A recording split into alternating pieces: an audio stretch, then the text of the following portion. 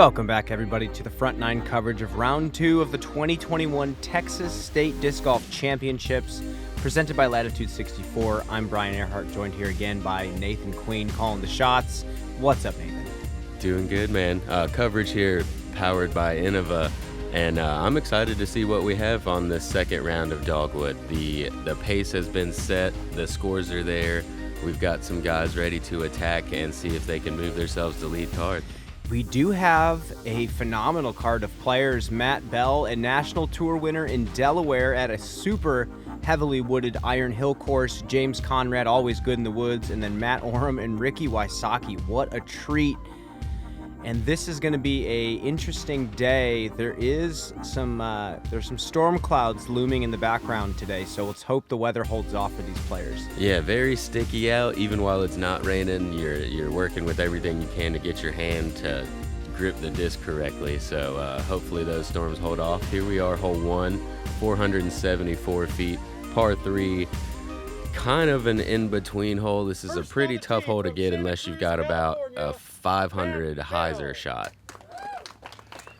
Yeah, and this is a shot, again, not many players that I've been talking to are playing this for a park job. They're really just trying to get a 3 here. This hole averages a 3.4.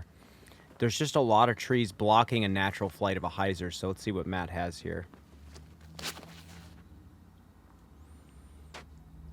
He gets it out wide. This is looking good if it gets around that. It looks like it catches the branches on the backside, though. He is in position for his 3. James Conrad. And James having success early on with his new plastic.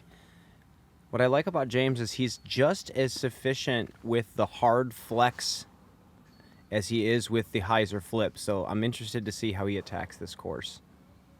Yeah, James has always been fun to watch. He's got that long run up, and he throws the disc so smooth, even with all of the movement that he has. Big stall hyzer out of the hand. Put a little ante on that, threw it high.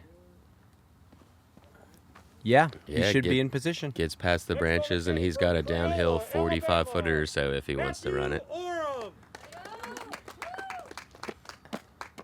And Matt Orum has been playing disc golf professionally for longer than a lot of new disc golfers have been alive. It's amazing how long he's sustained such a high level of play. Yeah, fresh off of a win last week at the Pot of Gold. Just such a long linear snap. So high up there.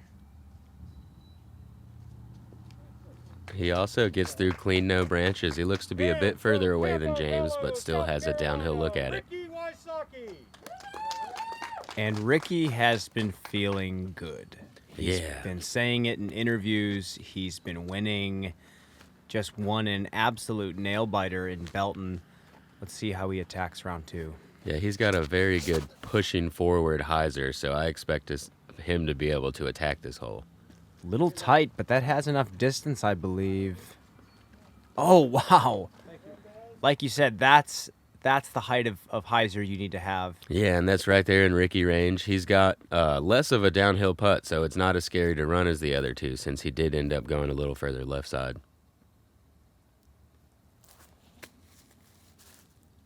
And Matt has, just clips those ninja branches on that tree. That's going to be a tough putt. Nothing he can't make, though. Yeah, this is kind of what he likes to do. Look at him smiling. You can you can see he's excited about it already. Oh, and gives it a good run there with the hyzer over the branches. Good distance control with the hyzer too, able to stop it even with the downhill run. Matt looks like he's going to float this one a little bit. A nice jumper right on line, and the downhill forces the disc just left side, and it falls out. Great run there. Would have been a fantastic 2 to start the round. And here's James. James's drive got up there a little farther than we thought as well. This could be a great start to the round for James.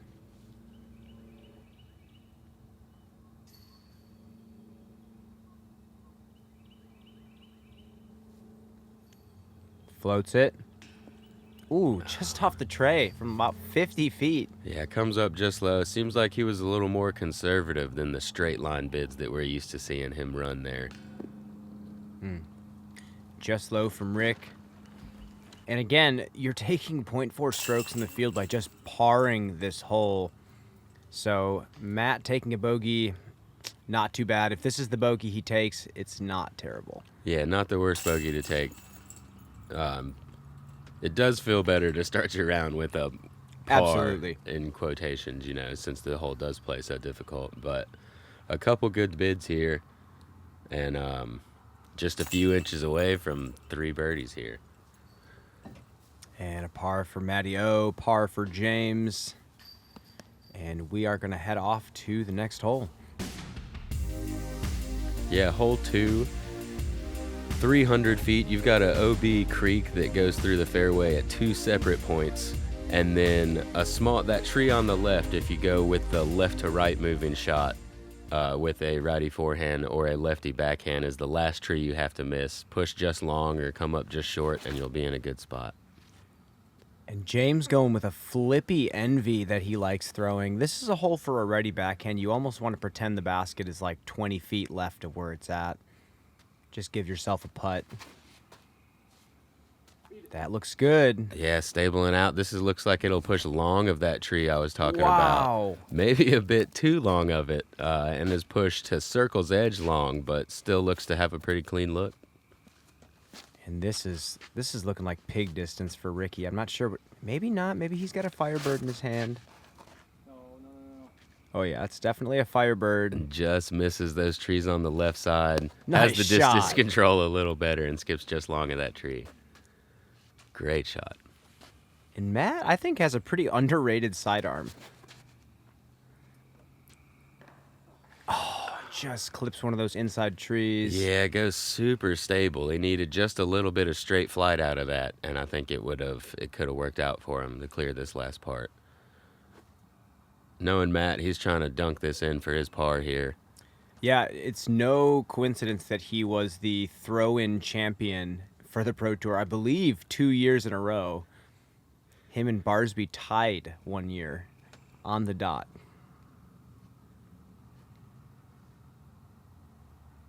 Oh yeah, Matteo just a bit left side the first putt. This putt dead center. And I love how him as a spin putter still thinks about the trajectory of the putt. He's putting to the basket, not through the basket. Yeah, and a great straddle putt out of James there. Gets it nice and floaty on the way there. Floats right to it. Not much left for Ricky to do here. What a treat for us as commentators. What a awesome card of differing skill sets that we're going to get to watch here. Yeah, all 4 really have different styles, and we get to see how they make their style work through these tight wooded holes. And that's going to be, unfortunately, another bogey for Matt after going OB on the drive. We move into hole number 3. Very challenging placement-oriented par 4. It's 564, but you really have to bite off a lot on this drive. Yeah, if you don't get to it just past where you saw that mulch there, get to at least that mulch, then you're not really going to have a good angle to attack this green. Lots of different trees to come into play you won't be able to see unless you get 300 feet or so off of this tee. And I think James has a volt in his hand. This should be a little hyzer, stand up to almost flat. Little early, but oh, that almost snuck through. Yeah, he's fortunate he got that far down the fairway. It'll make it easier for him to be able to get a par. Oh, and that is gorgeous. And look at that thing slowly flip up. Never quite getting to flat, but not crashing out early. That is Man, amazing. That is fantastic. That's the best drive I've seen so far. It gets up close to the OB creek. And this is the mistake. That if you're Ricky, Oh, it's still going to be okay. no way. What an incredible roll. Even without the roll, that was still going to be, there was something to be over there. Yeah. But he is in the perfect spot now. that world champ role. Yeah, I guess two-time world champ role. And Matt gets a nice kick as well.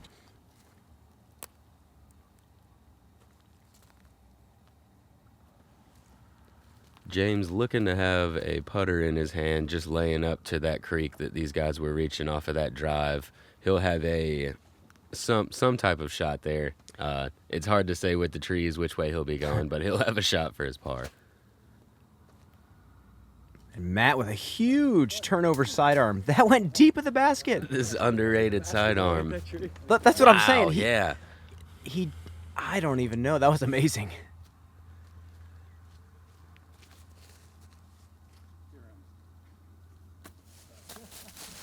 But that's what I like about Matt's game. He has seemingly every trick in the book, but you kind of just know him as a steep hyzer flip backhand thrower, but has so many shots.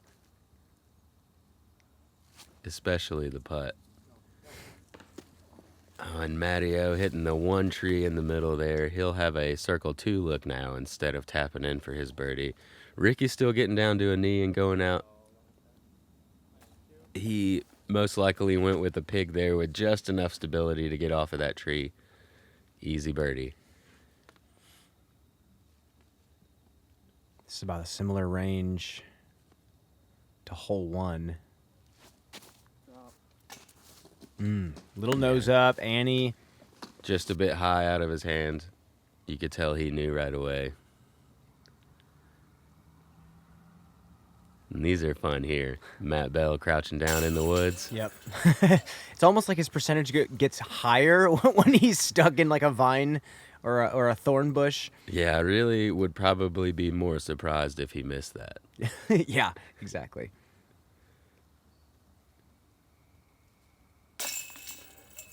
James taps in his par. Another textbook play. Couldn't get the drive where he wanted, and just classic layup. Putter. Stress-free, yeah.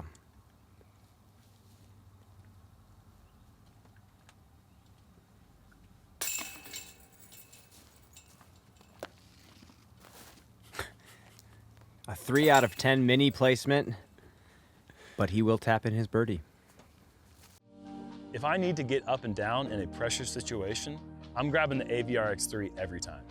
When you can connect the visualization of the shot that you're trying to throw with the feel of the disc in your hand, that's really when magic happens. I can trust throwing the disc as hard as I want or as soft as I want to do exactly what it's supposed to do. Like the AVR is the best putter of all time, the AVR X3 just might be the best approach disc of all time.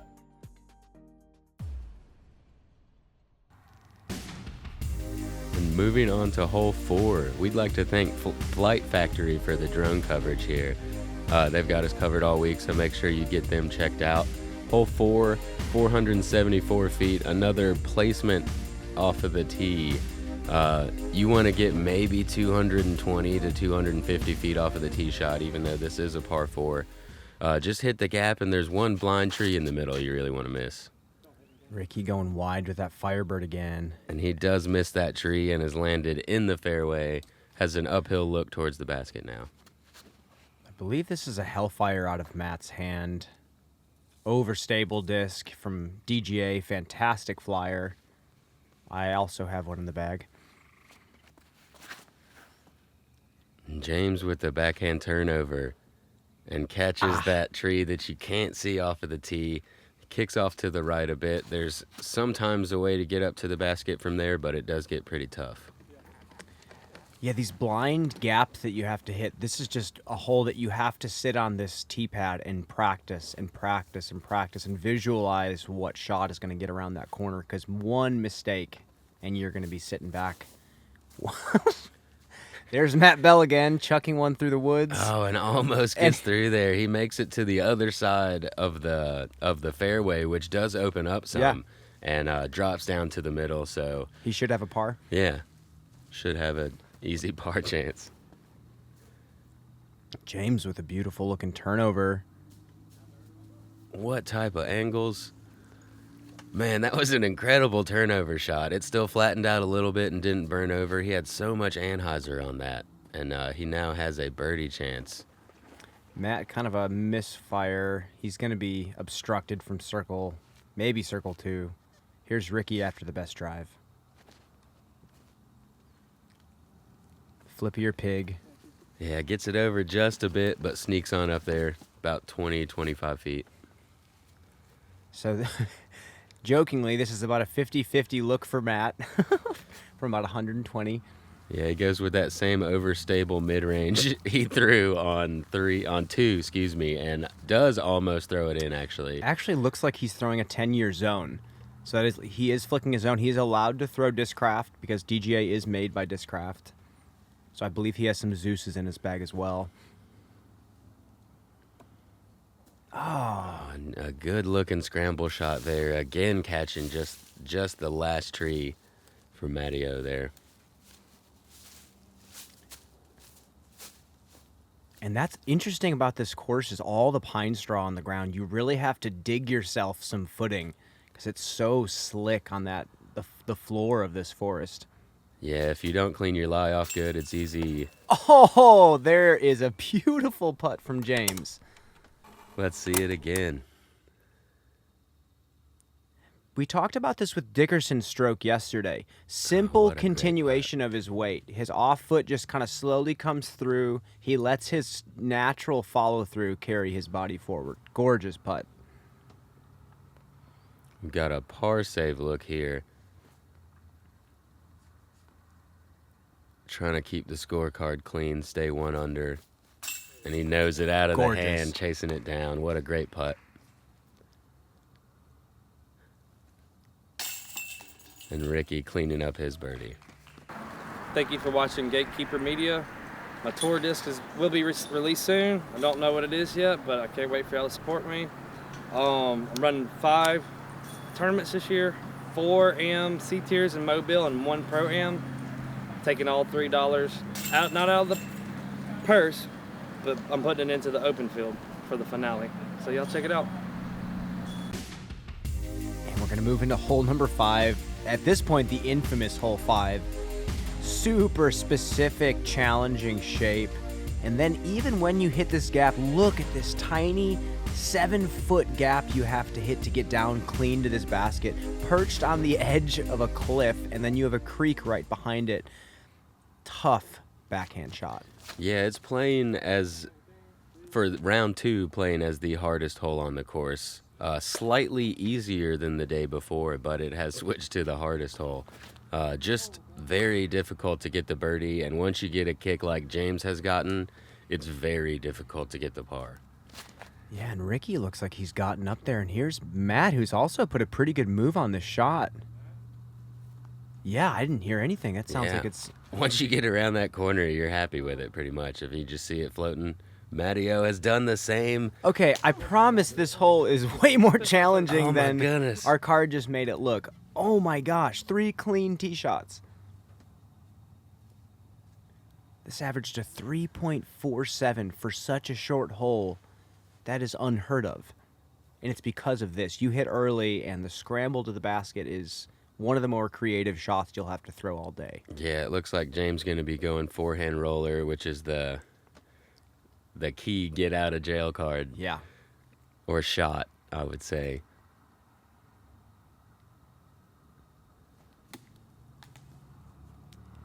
And you know when James has to break out a forehand roller that he's stuck in a rough spot. Yeah, and he gets it down there pretty well, but with how short he was off of the tee, he's still not really going to have a look to save his par. He will try anyway. Gets a fortunate little tree stop there. He was about to have another circle's edge putt. And Ricky, if this is we've got 2 putts inside of this putt. Ricky just got the birdie. 4 in a row for Ricky. There's a we birdie did on say 5. that this hole played 3.47, not 2.47. Yeah, I'm actually astounded to see 3. And we haven't seen Matt's drive yet.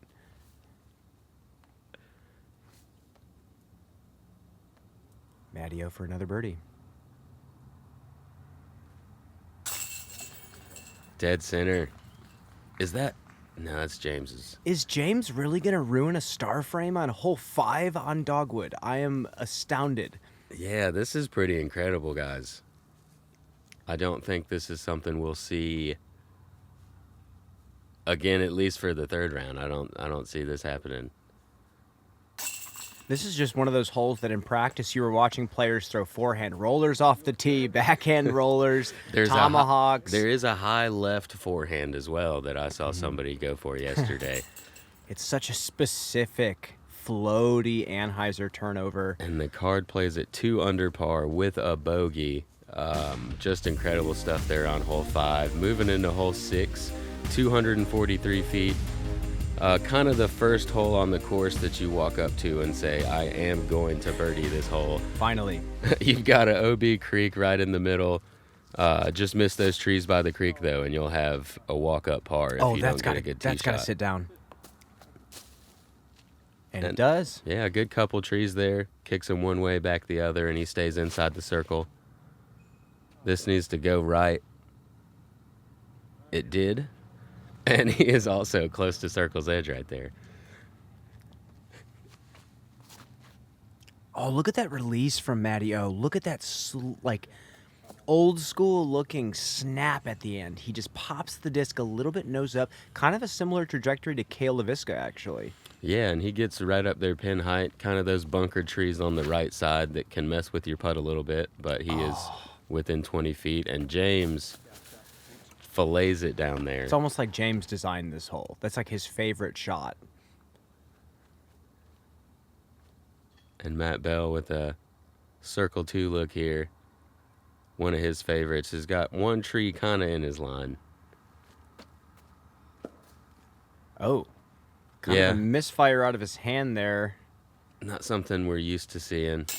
He does like to putt hyzer, so maybe that tree did kind of make him think a little bit. Ricky cashes his 5th birdie in a row.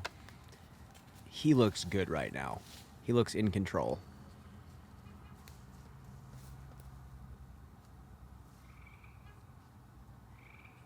You can see a small tree kind of just to the right of James here.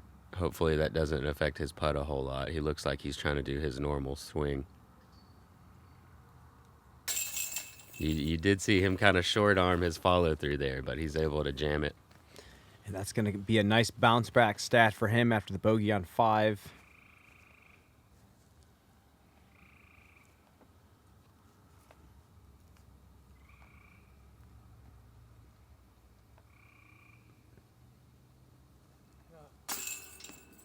He knew it right out of his hand. Yeah, just a bit soft and faded off to the left. And I've noticed that these Latitude 64 baskets, while not being a negative trait, they don't like putts on the side as much as other baskets that we have on tour. A lot of those low, weak side putts don't tend to stick. Yeah, it seems like the chains are a bit thicker. Yes. And they kind of just push off a little more once you hit them. Yeah, they like dead center quite a bit. Matt's going to tap in his par. Love getting outside and challenging yourself to become better? How about spending time with family and friends, or just marveling at the pure joy of flight? Then you've come to the right place at the right time. Join the PDGA. Moving into hole number 7, we have an old school par 4. Can be birdied with a mid-range play. You can get aggressive on this subtle dogleg left and throw a flippier driver on a steeper hyzer and push it around this corner. It's very, very placement specific. Yeah, this is the second easiest hole on the course. And it's just as long as you make it around this corner, then you have a fairly easy way to get up for your birdie and especially can get your par. And Ricky looks like he's put his into a decent position. Here's James. This looks a bit inside if it can get past everything. Actually, might have been a fortunate kick. Ends up not too far behind Ricky there. This is looking pretty good out of Matt. Yeah, he threw something a little bit flippier, so it actually popped up and panned a little bit more. Matty O doing the same. Yeah, and 4 pretty good shots there. They'll be slightly off to the left side, so they'll have a little bit of work to do. And the forehand from James. Not something you see too often, but he has been working it in there. Beautiful. That was a solid-looking forehand. Just clipped something. Matty O going with the same line. Gets it up there, misses that tree. park job. Ricky trying to put it in. And you know at this point, if he's feeling this good, he is trying to drop those into the basket. Absolutely. He's got great control with that pig. Matt Bell also trying to give it a run.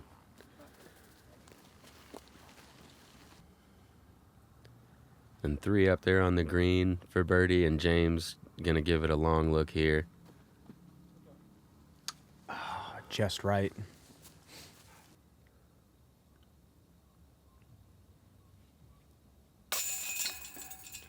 Almost pushes out the strong side. James sticks it for par. Yeah, and like I said, with this being the second easiest hole on the course, you don't really feel great with a par here. You're wanting to get the birdie moving on to the next hole, which is a pretty tough birdie to get. Little high there for Matt, but he is going to card the birdie to move to 9 under par total. And here's Ricky for 6 birdies in a row. And this is the harder part of the course to score on. Yeah, this front 9, if you can get through 4 or 5 down to score on the back, you're feeling good, and he's got 6 of them so far. Matt's also not playing too shabby. He also cards another birdie. And like you said, moving into number 8, this is a tough par 3. Again, very specific. You hit this gap on a subtle hyzer, has to pop up the entire way to flat and hit this tiny gap. Lefty backhand turnover flex or righty forehand flex is the optimal line here. Yeah, there's not a great way for a righty backhand to really access this green. Ricky needs this to get a little more stable. He's right there at the creek. It's a long look for him, but most likely we'll be getting a par from there. Matt a bit early. Couldn't tell if it skipped forward or not. If it didn't, he's going to have... It gets pretty tough to get past that creek. It's kind of like a wall of trees there, and if you're not on the right angle, there's not really an opening. There's really one gap, and it's the one that the drone flew through on the flyover.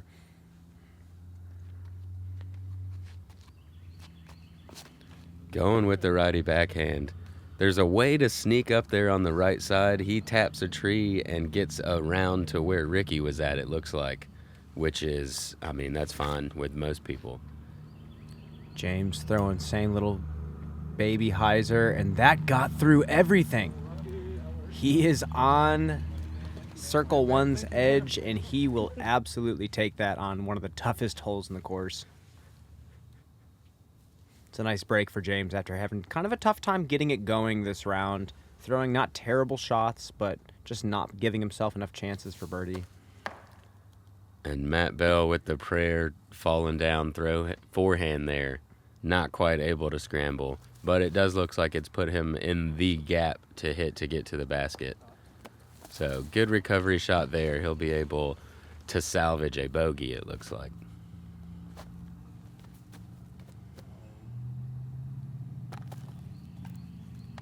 Ricky upset with his layup there. He was definitely wanting to make it. Oh, definitely. He had mentioned in some previous interviews that right now his putt's feeling like he can make him from almost any distance, and any opportunity he can throw an AVR, he's going to do it. And James for the lone 2 look here.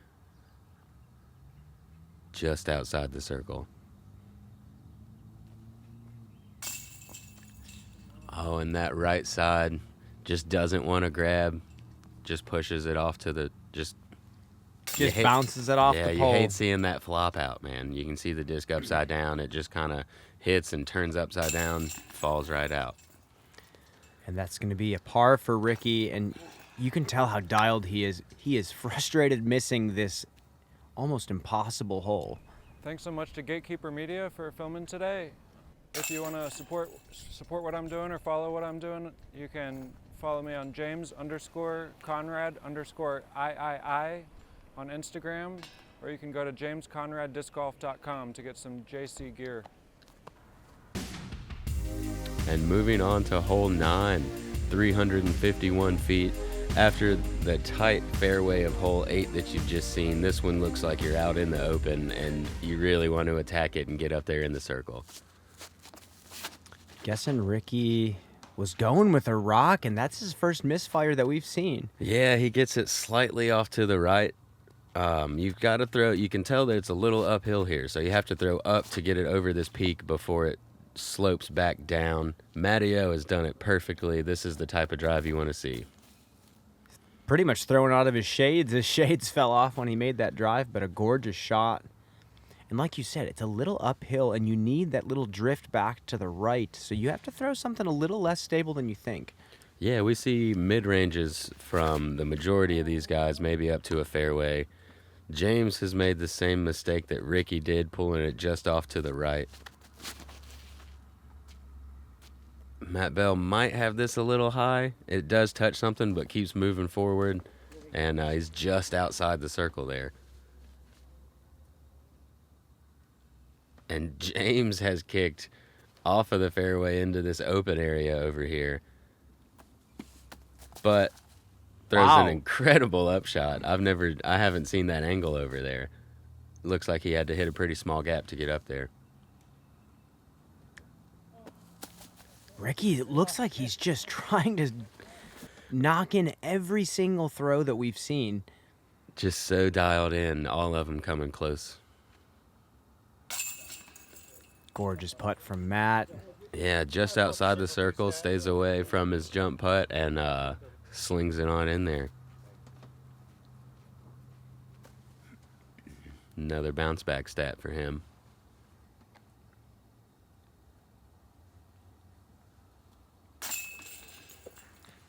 And Matteo with the perfect drive, not really much work to do there. That's what you like to see. Perfect drive.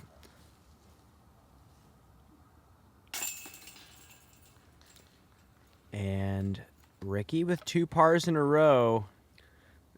Yeah, that'll probably light his fire a little bit, and he'll be ready to go. Especially with how good he's been throwing the disc this round. Yeah, 6 in a row to put him 6 down on the front 9. Incredible start. Matteo not far behind, though. And yeah, there you have it, folks. Look at all that green on Ricky Wysocki's scorecard. He is 6 under through the front 9. Our card is really not shooting that bad. We do have a pretty scoreable back 9 coming up. We have a lot of players shooting hot. Yeah, Ricky and Matt up there on lead card at the moment, at this point through the round, looking to keep that push going. Make sure to subscribe to Gatekeeper Media on YouTube, and we will see you on the back 9. Again, I'm Brian Earhart. He's Nathan Queen. We are signing off. See you guys out there.